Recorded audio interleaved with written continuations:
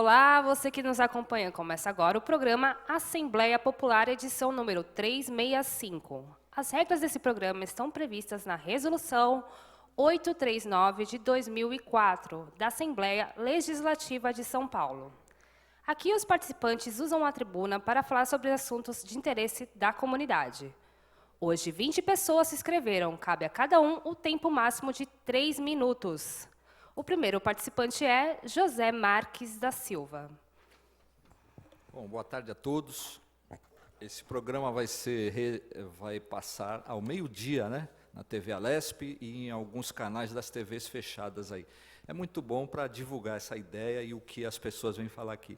E eu também queria me solidarizar, tá do lado, né? Tá do lado do pessoal da Fundação Casa, dos funcionários, que tanto merece o suporte que o governo não tem dado, né? O artista Tom Zé, ele fala assim numa música, né? Eu tô te esclarecendo que é para te confundir. Eu tô te confundindo que é para explicar. E aí então eu vou ler algumas coisas aqui, porque o tempo não dá para explicar. Mas como diz a Bíblia, quem tem ouvidos de ouvir, que ouça e entenda essa coisa que está acontecendo aí, né? Há muitos anos, 1700 e pouco, saiu um naviozinho lá da Europa e encostou num porto de Nova York, né? O nome desse navio era Moonflower. E aí começou toda essa loucura que a gente conhece no mundo hoje. Então vamos lá, vamos ler algumas coisas aqui do que aconteceu. Aí fundaram a cidade de Nova York, um lado. O outro lado fundou Maryland. Então vocês percebem que Nova York é uma palavra Grã-Bretanha, né? E Maryland é terra de Maria, é a terra dos católicos. New York já era dos protestantes, né? Aí aconteceu o inevitável, a Guerra da Secessão. Bom, você fica do lado de lá dos Estados Unidos, eu fico do lado de cá. Ingleses e franceses do que eu estou falando, hein?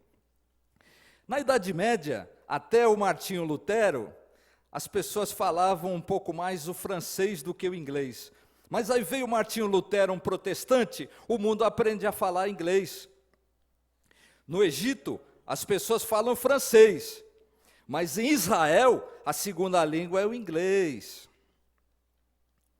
Os generais brasileiros, em 64, eles falavam o inglês.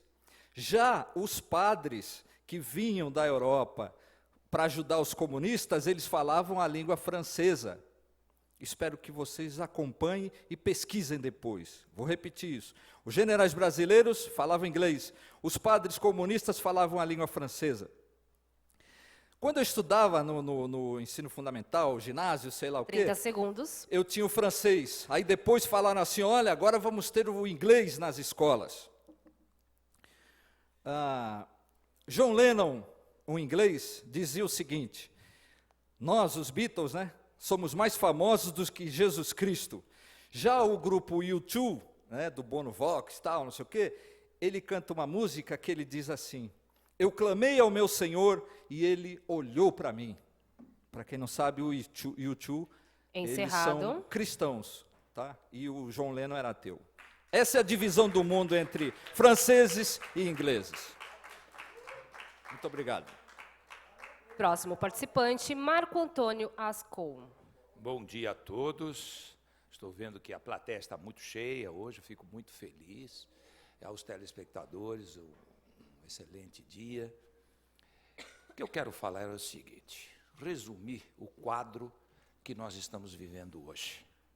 Uma ditadura ideológica. Ninguém parece que pode ter opinião própria. Se fosse uma ditadura nazista ou fascista, seria tudo muito claro.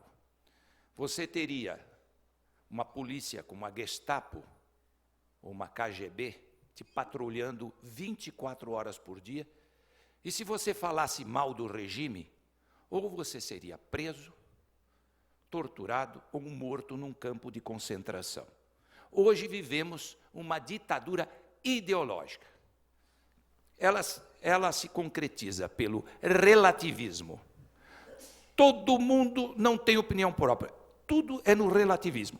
Muito embora, entretanto, poderia, seria, Ou sim ou não. Não é assim. É tudo controverso. Tudo no condicional. Tudo na síndrome de Pilatos. Não me responsabilize. Eu não falei isso. Houve desencontro de informações. Eu disse que poderia, seria, teria. E quem fica em cima do muro, senhores, é tão nefasto como o pai da mentira, que é o demônio. E vivemos outra ditadura, a sexualidade.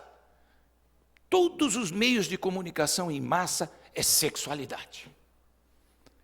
É impressionante, ninguém escapa. Crianças, televisão. E a Gestapo aqui é a mídia.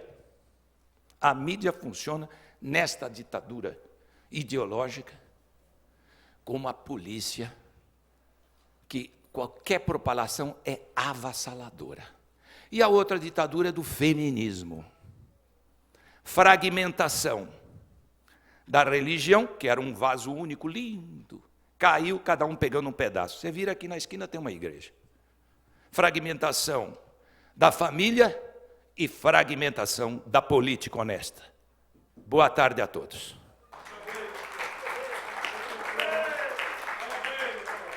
Próximo participante, José Alves da Silva. José Roberto Alves da Silva.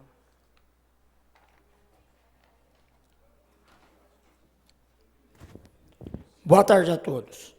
Nós acompanhamos a questão da mídia e a Globo está divulgando uns dizeres que ela diz assim: quem escolhe a ignorância desrespeita todo mundo. Eu não vou chamá-los de ignorante, mas de tendenciosos. Então lá diz, nós aqui não temos instituto de pesquisa, não somos doutores, não escrevemos livro, mas, no entanto, nós temos o bom senso para analisar a política que está acontecendo aí. E nós temos, por exemplo, uma grande organização que é a OAB, que está se prestando a um serviço de hipocrisia. Ela pede impeachment da presidente e não pede, por exemplo, do governador aqui de São Paulo. Será porque ela tem umas... Obrigado. Será porque ela tem uma sala aqui na Assembleia Legislativa, custeada pelo nosso dinheiro? Talvez seja isso. E a OAB, por exemplo, quando o Gilmar Mendes era presidente do STF, ele fez um levantamento, levantou que 170 mil presos no Brasil, muitos deles sequer sabem por que estão lá e estão cumprindo, outros cumpriram e não são tirados de lá. E essa questão do uso da algema? Na época dele, Gilmar Mendes, ele disse que não poderia algemar ninguém que não oferecesse risco de fuga. No entanto, nós estamos vendo esses velhinhos cabeça branca da Lava Jato, todos sendo conduzidos com algema. Cadê a OAB? Cadê os grandes advogados que eles têm? Estão defendendo o mesmo direito? A OAB defende direito? Parece que não. Tá? No caso da política, vamos falar aqui da cidade de São Paulo, apareceu um pré-candidato do PSDB, bancado pelo senhor Alckmin, e ele, anteriormente, ele lançou um mote que chamava Cansei.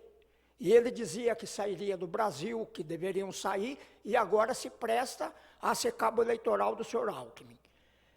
E aí, as ruas estão dizendo, eu nasci aqui, eu cresci aqui, eu quero o Brasil para os brasileiros. 30 segundos.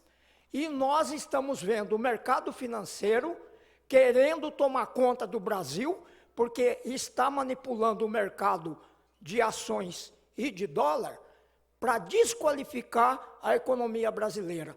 No entanto, nós temos que ficar atentos a isso. Muito obrigado. Próximo participante, João Araújo.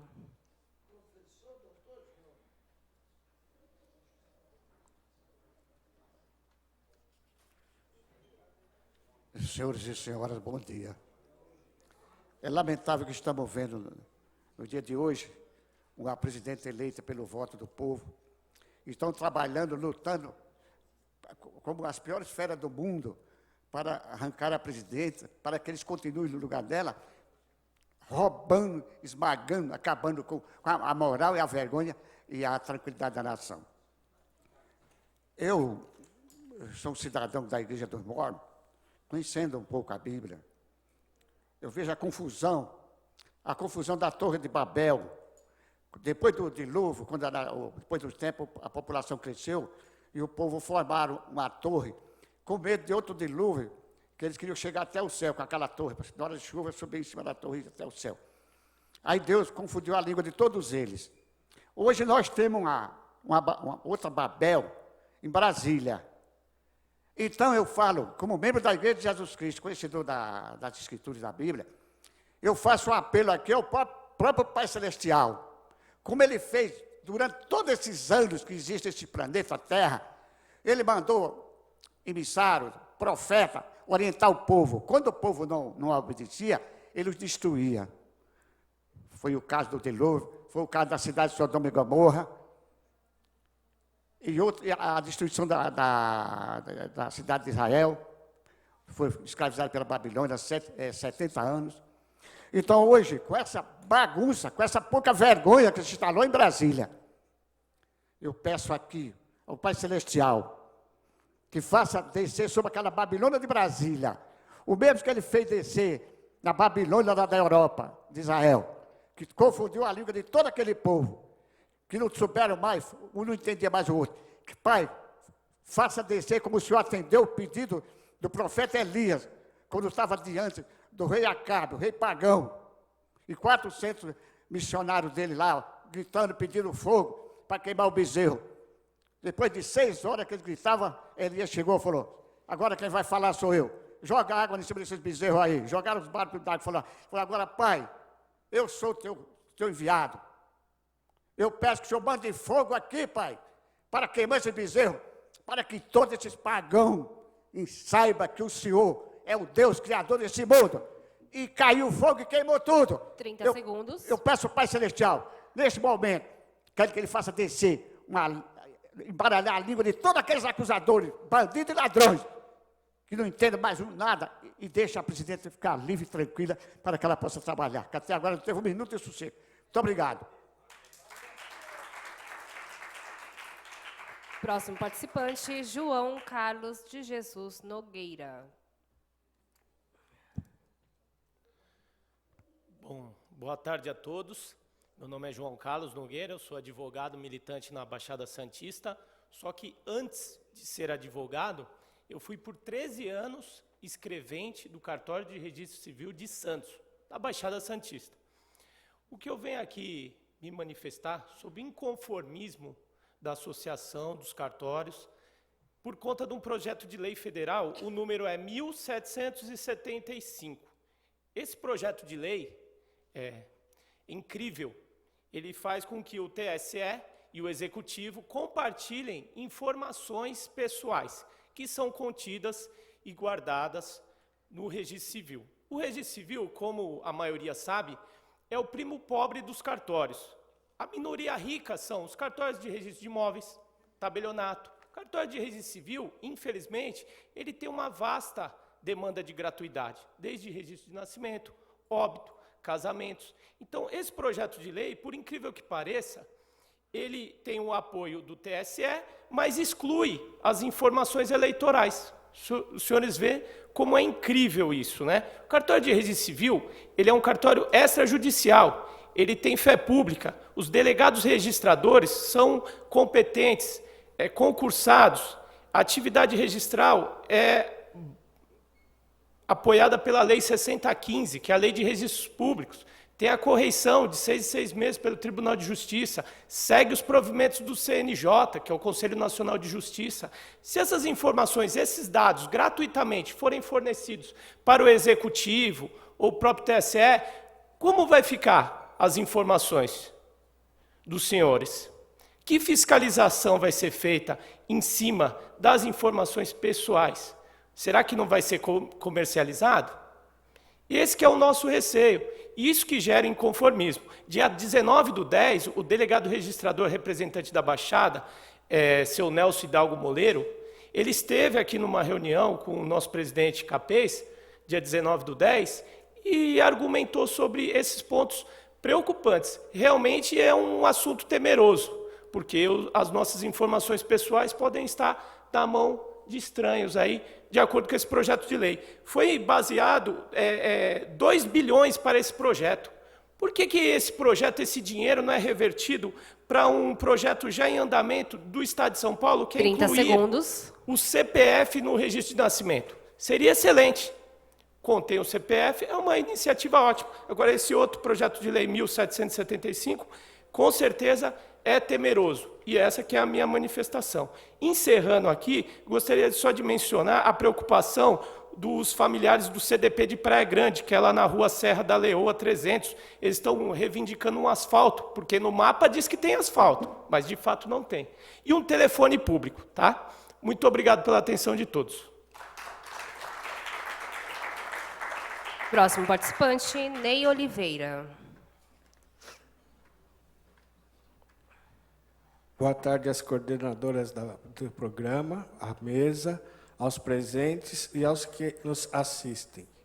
Eu queria fazer uma reivindicação para o metrô tirar aquela placa que delimita o horário preferencial na Sé, pois contradiz o que é ser preferencial das outras estações e que está marcado em todas as estações no pé, onde a pessoa entra no metrô, está marcado lá o sinal internacional, que ninguém presta atenção, e está escrito nas primeiras 2 portas que é preferencial. E como que naquela placa do metrô da Sé e também na Barra Funda está escrito um horário que não é justo aquilo, faz confusão na cabeça das pessoas e ajuda as pessoas de má fé a se apegar àquilo, né? Aquela parte seria para quem precisa, os vulneráveis, não é para oportunista. E queria falar também que dengue, zika, chikungunya são frutos da falta de cuidado com a natureza, saneamento básico que o governo tem de providenciar e o descaso da população com a parte que lhe cabe. Tem cidadão que acha que pode ser Sugismundo e que nada ocorrerá com ele, só com o vizinho. Continuam jogando cigarro nas vias públicas, copos, papel e móveis pelas calçadas. Se vão a um centro médico, querem ser atendidos instantaneamente, sem demora, e quebram o pouco que já têm, é um tiro no pé. Queimam ônibus, que já são poucos, destroem estações de trem e acham que vandalismo é manifestação. Não entendem que o patrimônio público pertence ao cidadão. Revolta e ignorância só piora a vida de todos. Ao contrário de quebrar, construa. Ajude o que está pior que você. Seja cidadão. Frustrados de plantão, aprendam a construir e deixem de arrasar, detonar. Vamos fazer uma cidade melhor, sem muita revolta. Vamos dar um construir, igual o pessoal que veio hoje aqui, que encheu a plateia, veio para construir, não para destruir. Fazer reivindicação de forma sensata, não vir distribuir revolta aqui, que daí não serve a população do país, nem da cidade. 30 segundos. A frase de sempre, gentileza gera gentileza, natureza gera natureza, que todos sejamos um, na paz e no amor. Vamos humanizar o que está desumanizado. Obrigado. Próximo participante, José Luiz Leonel Aguiar. Olá, amigas e amigos que me veem por esse canal. Sempre é um prazer estar com todos aqui na Alesp, em especial no programa Assembleia Popular. Eu sou o professor Leonel Aguiar, da Ordem dos Parlamentares do Estado de São Paulo. E parafraseando o padre, honestidade gera honestidade, né? Aliás, a coisa está complicada em todas as esferas de governo do Brasil. Vamos começar pela municipal. A prefeitura está com impasse com as vans do sistema vai e volta Muitas vans estão desistindo de atender crianças e cadeirantes, porque o valor não está atingindo o esperado. Quem perde? Os munícipes. Então, prefeito Fernando Haddad, tome providência urgente em relação ao transporte vai e volta, que é tão importante para a educação em São Paulo. Aliás, eu estava vindo para cá e vi um cartaz dizendo ônibus turístico de 2 andares. Agora você pode visitar todos os pontos turísticos de São Paulo, mas custa R$40. O pai, a mãe e 3 filhos vai dar R$200. É um lazer caríssimo para o munícipe. Quem fez esse projeto é um energúmeno, porque o povo não tem dinheiro para pagar isso. Aliás, falando em energúmeno, o vereador Marquito, aquele do Ratinho, que faz aquelas micagens na televisão, inclusive bem sem graça, está retendo metade do salário dos funcionários, ou até mais, que é totalmente ilegal. Isso deu na mídia. E o chefe de gabinete do Marquito não é o chefe de gabinete, é a mulher dele, que tem o salário do prefeito, R$24 mil. É o fim da picada. Eu conheço bem o Ricardo, que é o Marquito, né? Veio para a política para fazer palhaçada no mau sentido, pelo amor de Deus. Muito bem. Âmbito estadual, a coisa não termina aí, meu amigo, nesse sábado maravilhoso. A bomba da máfia das merendas está pondo todo mundo na cadeia. No interior de São Paulo, eu recebo informações que tem escolas servindo apenas suco e bolacha. Pô, as crianças não merecem. Como que o estado mais rico da federação se nega a dar comida para as crianças? Eu não quero saber quem roubou, quem desviou, quem comeu a merenda. Eu quero saber que as crianças não podem ser atingidas por esse estado de coisas, por essa desonestidade. E apure-se os culpados. Agora vamos ao âmbito federal, que eu gosto demais. Deu na revista Veja, o presidente Lula almeja fugir para a Itália pedindo asilo político. Olha, é o 30 fim da picada. segundos. É o fim. E com essa eu encerro aqui com a minha frase que eu criei agora, eu vou repetir. Vou ser telegráfico, como dizem. Fora Dilma, fora Lula, deixem o Brasil em paz. Bom, contatos comigo, qualquer rede social, você me encontra facilmente, em especial, e-mail, condadouniversal@yahoo.com.br. Até aqui o nosso Deus nos ajudou, esperamos estar juntos numa próxima oportunidade. Obrigado. Próximo participante, Emerson Guimarães.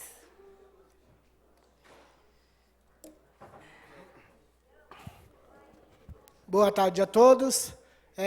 Me chamo Emerson, trabalho há 10 anos na Fundação Casa e viemos aqui, na Assembleia do Povo, pedir a solidariedade, tanto dos deputados desta casa, tanto da população do Estado de São Paulo, para que cobrem do governo que a medida socioeducativa no Estado de São Paulo seja respeitada. Há nesta casa um projeto de lei de redução do horário de trabalho dos servidores da Fundação Casa, e essa já passou por várias comissões. É o projeto 2214, e esse projeto tem que ser passado e respeitado por parte dos parlamentares desta casa. Nós, trabalhadores da Fundação Casa, estamos em campanha salarial, pois já fizemos uma primeira reunião com a presidente da Fundação Casa, mas essa se nega a dar qualquer índice e qualquer benefício aos trabalhadores da Fundação Casa. Gostaria aqui de dizer aos senhores e às senhoras que não é fácil trabalhar na medida socioeducativa, porque se hoje existe a criminalidade no estado de São Paulo e no Brasil todo, é por falta de saneamento, é por falta de política pública, é por falta de ter escola para esses adolescentes. Isso tudo, senhores, muito obrigado. Isso tudo é falta dos nossos representantes do governo, do município e federal, que não tem uma política pública voltada para a juventude do Brasil. Por isso que eles vão à criminalidade, vão ao tráfico de drogas. Nós aqui, trabalhadores da Fundação Casa, estamos sendo sucateados pelo governo de São Paulo. Há muito tempo não temos um reajuste plausível para que a gente possa se glorificar e se valorizar como trabalhadores da Fundação Casa. Nós estamos trabalhando com as casas superlotadas, Estamos trabalhando em condições precárias de saúde, muitos trabalhadores estão adoecendo dentro da Fundação Casa. Nós pedimos a solidariedade e o compromisso desta casa, principalmente dos parlamentares, para que intercedam junto ao governo, para que nós, trabalhadores da Fundação Casa, sejamos atendidos nas nossas reivindicações. Porque é inadmissível o Estado mais rico da federação não trabalhar, não respeitar os servidores públicos do Estado de São Paulo. E, para terminar, muito aqui foi dito da política nacional, da política estadual, mas nós estamos atolados no mar de lamas. Na verdade, nós temos que ir para as ruas, sim, e reivindicar fora toda essa política corrupta que existe no Brasil. E só assim nós vamos mudar esse Brasil. E pedimos a esses parlamentares da Assembleia Legislativa que venham a somar junto com os trabalhadores da Fundação Casa. É inadmissível o governo não vir conversar com os trabalhadores da Fundação Casa. Muito obrigado. Próximo participante, Edson Brito.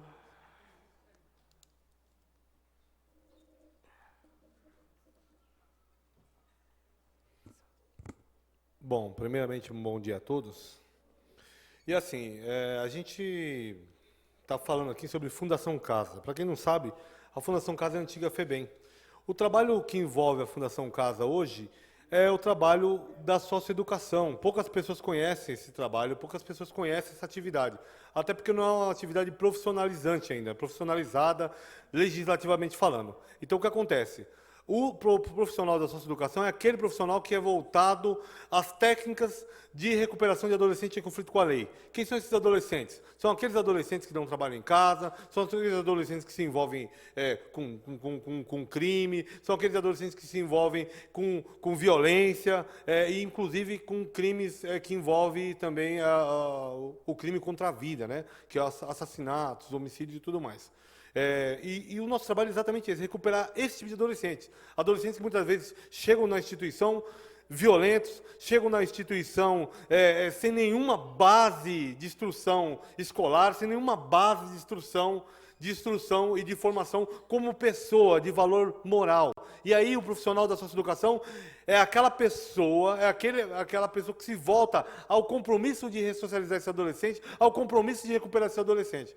O que nós temos hoje? Hoje nós temos um decreto do governador do Estado de São Paulo, que é o decreto 61.132/2015, que reduz o orçamento da Fundação Casa em 30%. Além de reduzir o orçamento, ele não contrata servidores. Além de não contratar servidores, ele reduz também o quadro também de profissionais da pedagogia. E isso causa um reflexo negativo no atendimento. Estamos falando aqui em 150 centros no Estado de São Paulo, onde você tem a redução do custo e do orçamento de adolescentes que estão lá por uma situação de estarem em conflito com a lei e de uma situação de necessidade extrema, onde você precisa de profissionais para poder fazer a recuperação desse adolescente, para que esse adolescente volte à sociedade menos violento. Só que se eu tenho menos profissionais, se eu tenho menos pedagogos, eu tenho adolescentes mais violentos. Então, o que acontece? A sociedade está correndo risco de vida. Reduzir o orçamento de um trabalho que deve ser feito com extrema urgência e você tem um mau atendimento, um sucateamento. Já reduziram o lanche dos adolescentes. 30 Nós segundos. temos que fazer alguma coisa. A Assembleia Legislativa é obrigada a fazer alguma coisa nesse momento. Não se pode bloquear o orçamento de um trabalho que é essencial para a sociedade. Esse menino vai voltar mais violento. Esse menino vai voltar de forma que, se já matou um, vai matar 2 ou 3 ou 4. Sabe lá Deus? Não é isso que eu quero. Mas dentro da instituição hoje, do jeito que está, no quadro que está hoje, não dá mais para suportar. Uma falta de organização, uma falta de ordem dentro do centro socioeducativo, falta de funcionário, falta de orçamento, falta lanche, falta vigilante e falta, inclusive, vans para levar os adolescentes para os cursos. Então temos que tomar uma atitude urgente, imediatamente. Obrigado. Bom dia. Próxima participante, Maria Helena Macedo.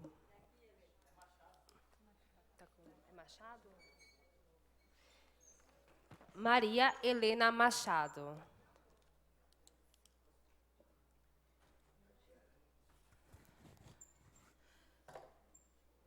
Bom dia à Casa do Povo, bom dia aos presentes, à nossa jornalista, bom dia a você, telespectador, que nos assiste neste programa tão honrado, a Tribuna do Povo.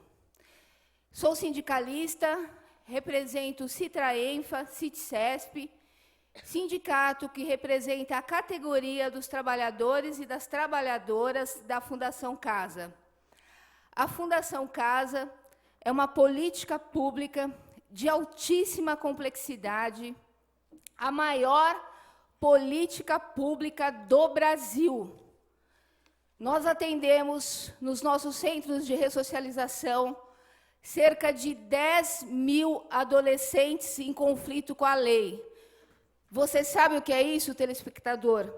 São 10 mil adolescentes que precisam ser ressocializados, precisam ser reeducados, precisam voltar para as suas casas, para a sua comunidade menos violento. E como nós podemos fazer isso? Não podemos. Não podemos. Nossos centros socioeducativos estão precarizados, o nosso trabalho é precarizado, não dispomos de recursos humanos em nenhuma área, há defasagem em todas as áreas, na área pedagógica, na área de saúde, na área psicossocial, na área da segurança, temos sérios problemas. E o que o governador do estado de São Paulo e a sua corja fazem conosco, trabalhadores e trabalhadoras dessa instituição?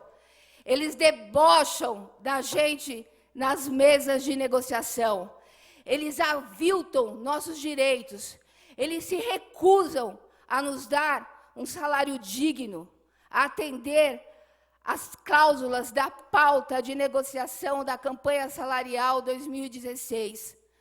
Como que o governador Geraldo Alckmin e sua corja quer devolver para a sociedade adolescentes menos violentos? Como?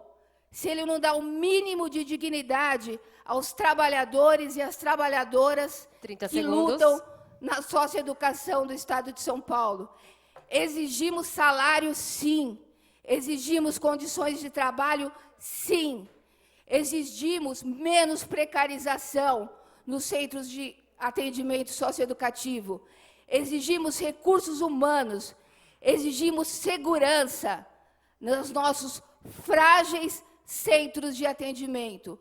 Frágeis centros de atendimento, tanto do lado interno quanto do lado externo. Nem adolescente, nem trabalhador está protegido e seguro dentro desses superlotados centros de atendimento socioeducativo do governador Geraldo Alckmin. Essa classe trabalhadora está apenas numa marolinha, mas viraremos um tsunami.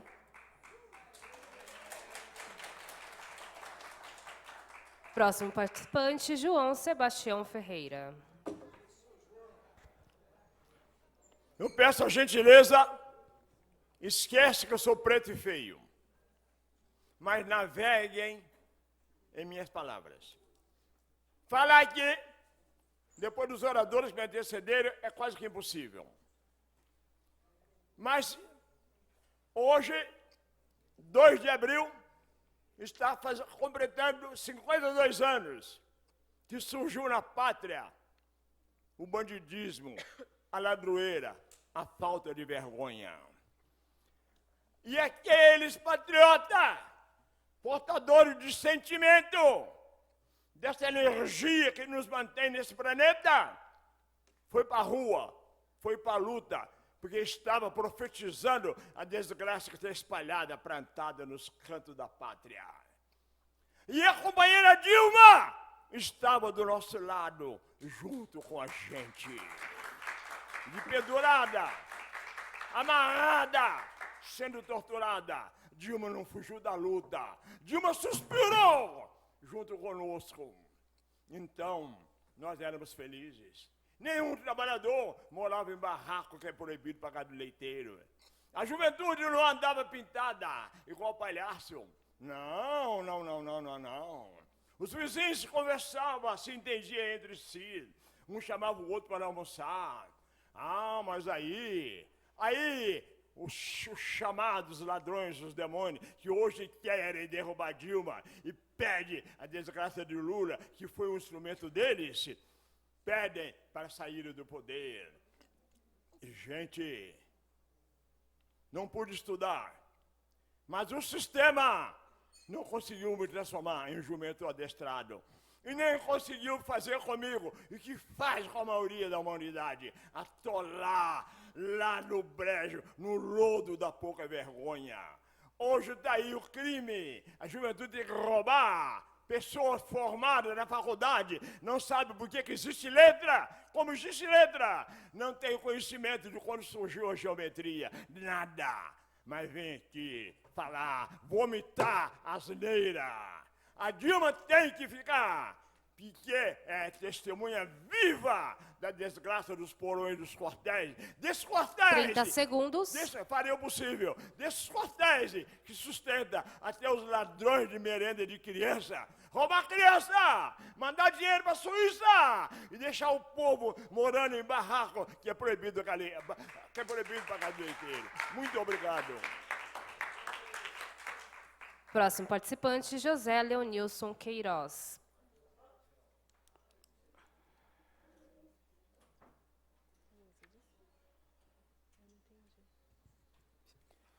Muito boa tarde a todos os companheiros, companheiras.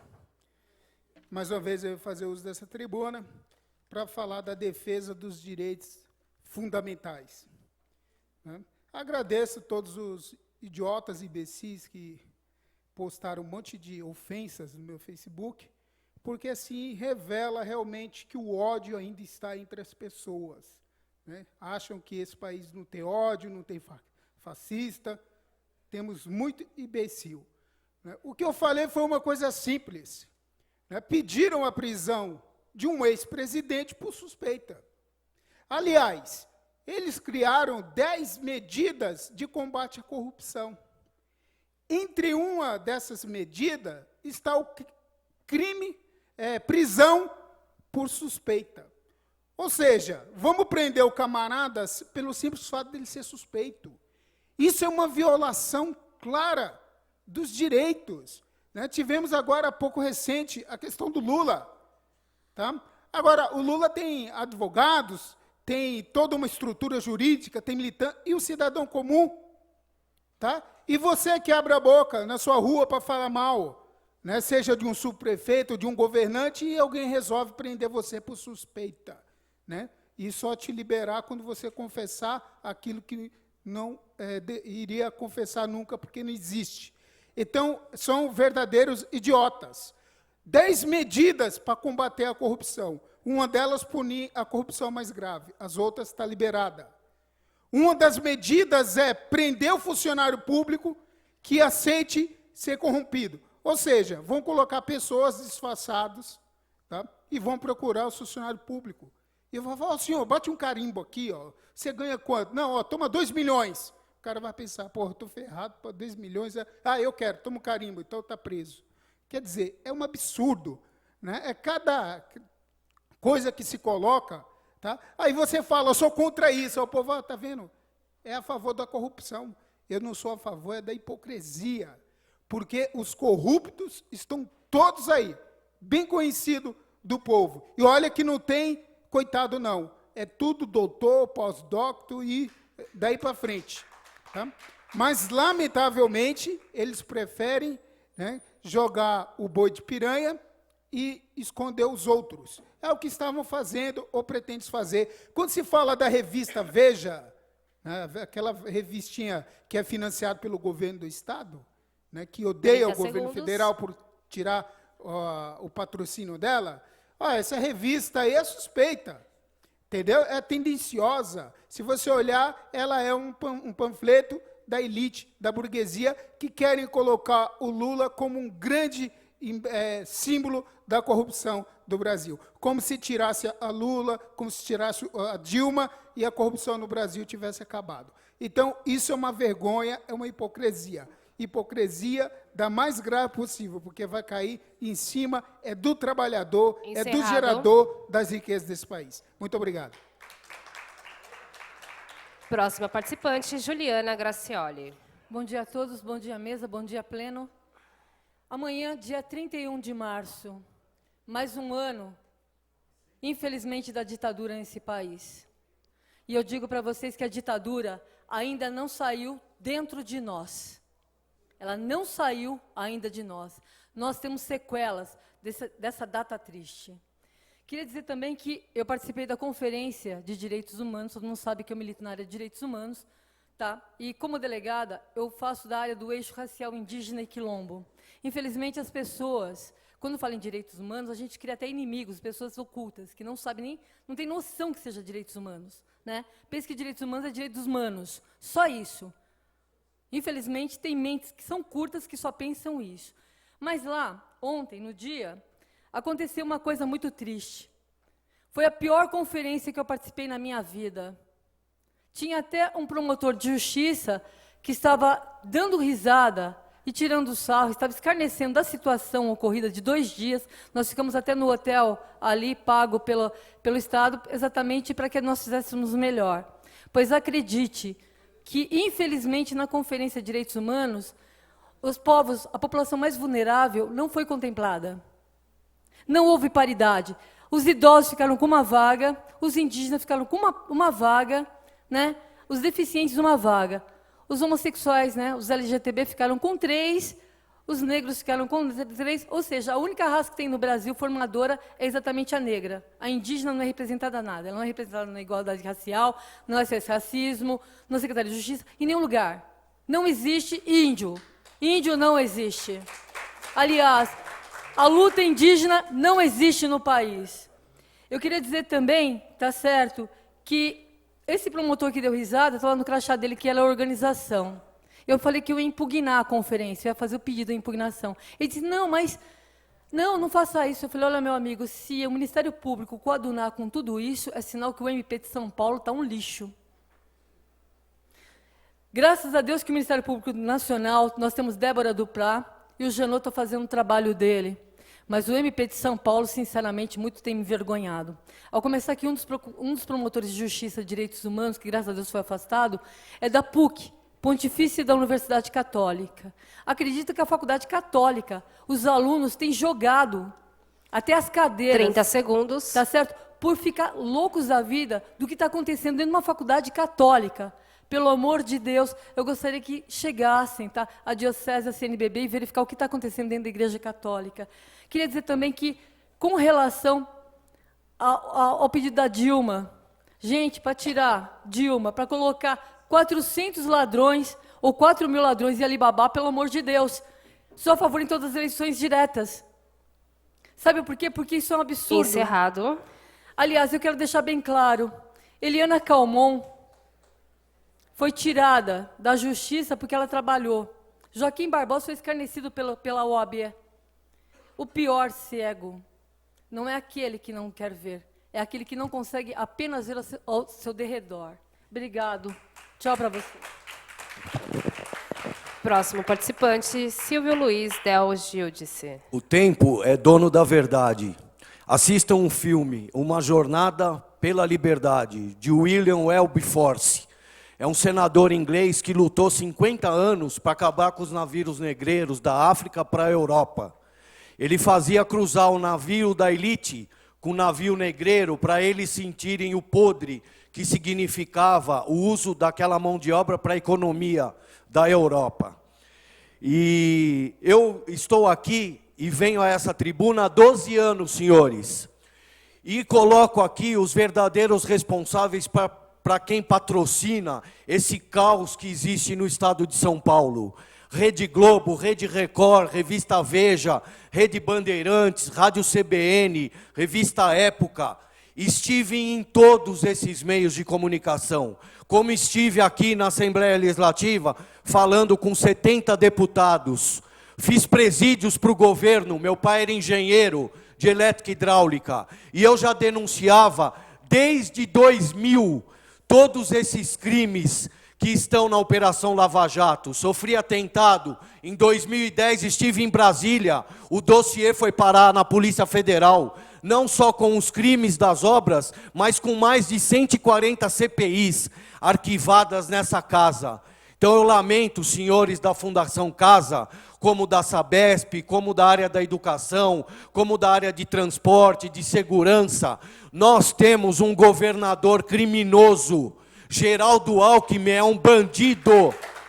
E eu espero que ele me processe, porque eu xingo ele aqui há 10 anos, e ele não tem coragem de me processar, porque eu tenho provas desses crimes, do conluio da imprensa, dos meios de comunicação, autoridade dos poderes, Ministério Público, TCE, Polícia Federal. Ninguém quis investigar os crimes que aconteciam aqui nesse estado durante esses últimos 20 anos, 24 anos de governo dos tucanos. E saiu a lista lá da Odebrecht, que está em todos os fornecedores de Estado. Não pense não que foi só o Odebrecht. Todas as empreiteiras, fornecedores de marmitex, fornecedores de uniforme para a fundação, tudo que se fornece para o Estado, sai dinheiro de propina para eleger autoridades. Então, eu tenho uma carta do presidente Lula, de 2005, do gabinete pessoal dele, está no dossiê da Polícia Federal. Lula pediu para o Ministério da Justiça investigar o que eu estava denunciando. E nós estamos aqui. Então, tenham fé, senhores, porque crianças estão vindo aí, e eu tenho 50 anos, mas a gente está livre da colonização das ideias desses criminosos da Rede Globo, tá? Porque hoje a gente tem a internet, tá bom? Muito obrigado. E não vai ter golpe, vai ter luta! Próximo participante, Oswaldo Martins de Oliveira. Senhoras e senhores, o meu cordial bom dia, boa tarde, saudação à mesa da TV Alesp, na figura impoluta da jornalista Bruna, e na pessoa do Milton Biragib, diretor da Oipalpo, eu saúdo todos os parlamentares da Tribuna Popular deste dia. O pior cego é o que não quer enxergar. Eu queria, inicialmente, na minha fala, transmitir meus pêsames e sentimentos ao político, palhaço sem graça, Marquito, que acabou de falecer politicamente, por usurpação do dinheiro dos funcionários de gabinete, e etc, etc. Ô Marquito, não é a sua praia, vai por mim. Quando a saudade entra em campo, cadê você, cadê você? Tudo passou, quando a saudade entra em campo e o estádio vazio. Você é um bom batedor de pênalti no time de veterano, mas como político você sabe que não é a sua praia. O Brizola dizia sempre, o saudoso Brizola, por mares dantes nunca navegado. Eu pediria a vênia aos meus amigos para conversar lá fora, para não atrapalhar a minha fala. Muito obrigado. E eu queria dizer o seguinte, o Brizola, ele usava um lenço vermelho. Por coincidência, né? Nós tivemos aí o partido dos Petralha, que também usa vermelho, e agora há uma debanda geral, brasileiros e brasileiras, de vermelhinhos para o PDT, um partido que não está imaculado ainda. Ou seja, sem Lava-Jato, etc, etc. Então, no Brasil todo, hoje, dia 30, dia da gravação, uma demandada geral. Eu fui nomeado ontem pelo TRE, advogado do TRE, no sentido de defender aqueles acusados de crimes eleitorais, né? Porém, todavia, o que estamos vendo lá é um monte de políticos envolvidos em falcatrua, de merenda escolar, de desvio de verba. Meu Deus do céu. Mas existe 30 solução. segundos. Encerrando, nós vamos dizer o seguinte, até o Gabriel Chalita expurgou para o PDT, e eu vaticinei isso 4 anos antes. A OAB é a grande reserva de credibilidade do nosso país. Sem advogado, não existe justiça. Grande Ulisses Guimarães, brasileiros e brasileiras, vamos basear na Constituição.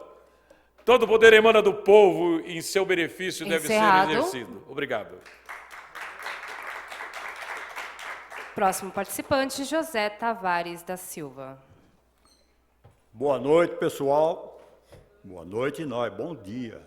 Eu quero dizer o seguinte, pela primeira vez eu estou aqui, e eu quero dar os parabéns ao Lula, à Dilma, ao Geraldo Alckmin e toda a população desse Brasil. Por um detalhe, o povo é crente em Jesus Cristo. Eles também nasceram, igualmente o povo, mamaram na teta da mamãe o leite sagrado, sorriram, cresceram acreditando em Jesus, entraram para a faculdade de marketing, para enrolar o povo, tapear o povo, enganar como engana o diabo. Agora eu quero dizer o seguinte, fatos primários que está acontecendo aqui dentro de São Paulo, que essas autoridades não vê, principalmente a autoridade municipal. A quantidade de rato que está invadindo os lares, as lanchonetes, a estação do Brás, a estação da Luz. Esses ratos, eles passeiam sob alimentos, pastéis, está cheio de pastelaria ali. O povo está sendo contaminado pela leptospirose e agora, para somar, a chikungunya, a dengue, isso tudo é bíblico. Então, o que eu peço para o pessoal é o seguinte, acredite em Deus, orem, e peça a paz para a humanidade, porque o diabo está vindo aí, o diabo já está presente, e agora eu só falo mais uma realidade. Esses homens que roubaram o Brasil, visite o cemitério, dê só um passinho no cemitério, para ver aonde vocês estão pisando. E lembre, o sangue do povo brasileiro, o sangue da humanidade, de uma forma geral, está sendo usurpado pelo poder do diabo. Então, minha gente, o caminho dos ladrões, igual o caminho de toda a população, é celestial. Os ladrões vão para o inferno. Isso aqui eu prego para todos vocês. Todos esses bandidos com esse monte de dinheiro que roubou, da saúde, da merenda, de uma forma geral do país, eles vão no cemitério e meditem se eles vão conseguir levar um tostão do que eles roubaram. Então eu peço para que reflitam e devolvam para a saúde tudo que foi roubado. Obrigado a todos. Próximo participante, Wilson Alves de Castro. Brasileiros e brasileiras, estou aqui, ó, Dom Queixote e Vassourinha. Vamos varrer o Brasil, dia 21 de abril, vou levar 10 mil vassouras com essa bandeira lá em Brasília. Vamos festejar, não é festejar o aniversário do Brasil, vamos festejar a nova descoberta do Brasil pelos brasileiros, que criaram vergonha, viu? Esses palmeiristas que foram lá para Presidente Prudente, o Água Santa que foi lá, devia, sabe o quê? Ficar em casa, com a família, não gastar o dinheiro à toa, como gasta esses caras que enchem os clubes de futebol. Está de parabéns o meu amigo Jarbas, lá de Serra Negra, onde começou tudo, lá Serra Negra começou tudo. A proclamação da República começou lá em 15 de maio de 1889, e veio para Amparo com Bernardino de Campos, que levou o povo para fazer a Convenção de Itu. Então, Circuito das Águas, tomem vergonha e criem e acompanhem os passos do Jarbas, que pôs lá aquela faixinha que ele me deu, uma camiseta do vira-lata. Ele abriu a campanha dos vira-lata, está aí os vira-lata. Os vira-lata estão virando lata por aí, mudando de partido, como muda os ratos, que o nosso amigo citou aí, de buraco. Viu? Está mudando de partido como se muda de casa de buraco de rato. Se esconde em rato. O Brasil está cheio de rato. E nós então vamos fazer um novo descobrimento do Brasil. Povo brasileiro, cria vergonha na cara, deixa de torcer para o futebol. Vão torcer pelo nosso país, pela nossa família. Vai dar leite para sua criança, seu corintiano, que vai lá para casa e a mulher pede para ele, cadê as compras do mercado? Ele fala, não sei, sabe o que é? Me roubaram aí no caminho. Roubaram dentro do estádio de futebol. Lá eles vão deixar o dinheiro deles. Esses caras imbecis, como falou aí, um que usou a tribuna aqui, nós estamos cheios de imbecis nesse país. Nós temos 86 milhões de eleitores, dos quais metade são imbecis, não sabem votar, pegam um papelzinho no chão para votar não sei em quem. Vamos acabar com isso. 30 Marquito, segundos. viu? Então, acorda, Brasil. E está certo, meu amigo Jarbas. Parabéns, Jarbas. Os vira-lata estão aí na mídia. Vamos fazer o seguinte, vamos fazer que nem estão fazendo os partidos. Adote um vira-lata na eleição. Obrigado. Próxima participante, Maria Eliane da Silva.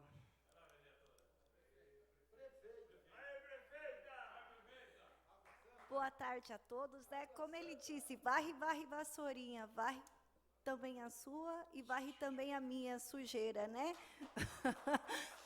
Boa tarde a todos, eu sou Eliane, sou lá de Diadema e eu quero aqui prestar, primeiro, agradecer ao deputado Enio Tato por essa tribuna, que se não fosse ele, nós não estaríamos aqui. Agradecer a toda a equipe da TV Alesp, agradecer vocês pela sua audiência, por estar nos prestigiando. E eu quero aqui prestar a nossa solidariedade aos funcionários da Fundação Casa, aos funcionários do sistema penitenciário, aos agentes penitenciários, aos funcionários do sistema de saúde, principalmente os funcionários daqui, do nosso servidor, porque o nosso servidor não funciona, né? E eu quero também trazer o repúdio à crise política, né? Como muitas pessoas falam, ai a crise, né? Essa crise avassaladora que está avançando no nosso país. Com essa crise, como que o ex-presidente Lula, ele vai para a Itália, gente? Com essa crise que está. É mais fácil ele ir para Caramanhus, para Maceió, para Bahia, né? Do que ele ir lá para a Itália, para a Síria, né? E me entristece muito é ver as pessoas falando mal do nosso país e continuarem aqui, falando mal do sistema dos políticos e continuarem aqui. Por favor, vocês que estão tão indignados, né? Vão para fora do Brasil, vão para a Síria, vão para o Paquistão, vão para Israel. E principalmente essa mídia golpista que está aí no nosso país. Pelo amor de Deus, gente, essa crise é uma crise política, é uma crise que muitos estão aí querendo derrubar a nossa presidenta. E por que também não vamos pedir o impeachment do Alckmin? Ai, nossa, a privataria tucana está aí. Será que depois que eles acabaram, né, com toda essa lava-jato, será que eles vão vender a nossa Petrobras? Fica aqui a nossa pergunta. Será que vão vender ou não? Então, nosso repúdio, principalmente para quem está roubando dos funcionários públicos, para quem está roubando das crianças, para quem querem tirar de nós, negros, pobres, o Minha Casa Minha Vida, que querem tirar também a merenda das crianças, gente, governador, nós proclamamos o seu impeachment. Fora Alckmin, e não vai ter golpe, não vai ter golpe. Obrigada a todos e até o próximo programa. Próximo participante, Lorivaldo Delfino.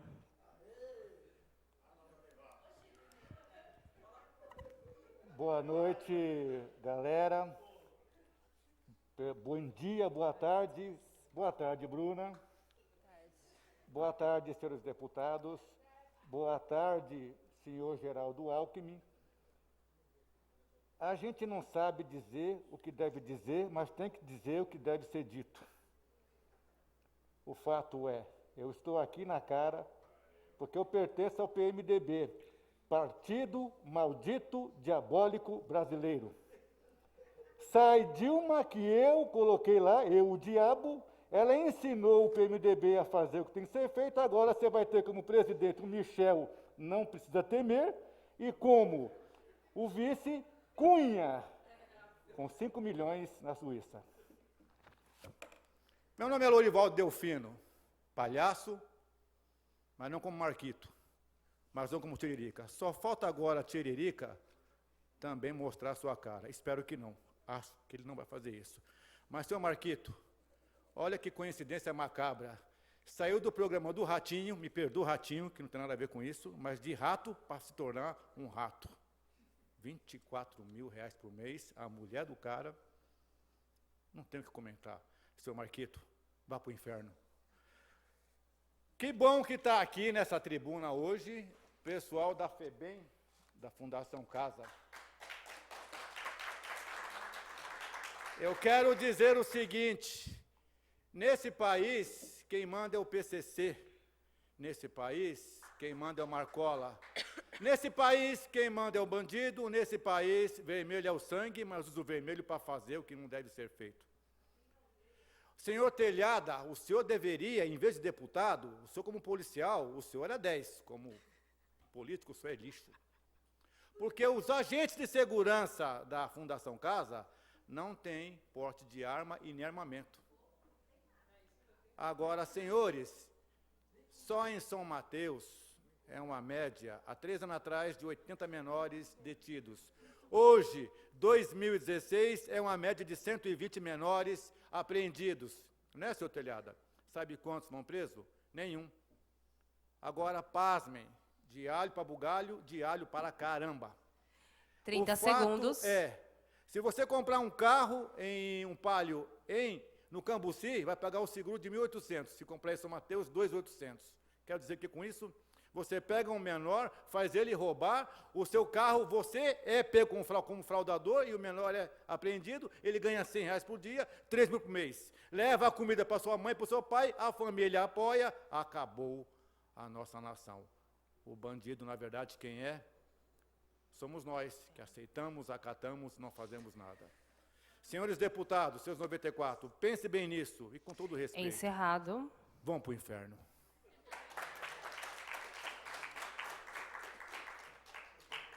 Último participante, Milton Piragibe Carneiro. Boa tarde. Boa tarde ao pessoal da mesa. Boa tarde ao pessoal que está aqui, que já me antecedeu. É muito interessante ver o pessoal vir aqui e pelo menos falar alguma coisa que pode ser aproveitada, já que os deputados, eles não fazem nada. Aliás, eu queria dar um alô, se é que vai chegar, se ele vai escutar, para o seu prefeito. Seu prefeito, uma coisa só.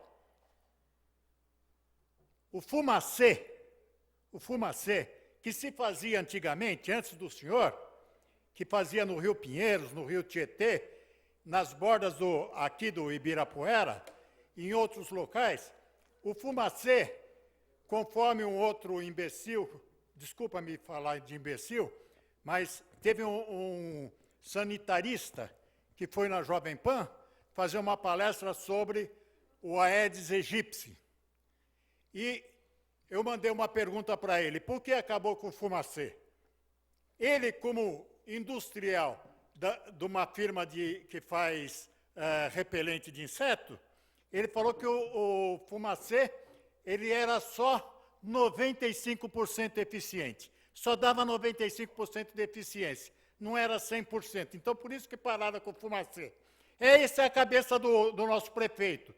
É só 95% que acaba com a Aedes aegypti, que em 1902 foi acabado por um cara chamado Oswaldo Cruz, que ele acabou com uma coisa chamada febre amarela, que era transmitido pelo quê?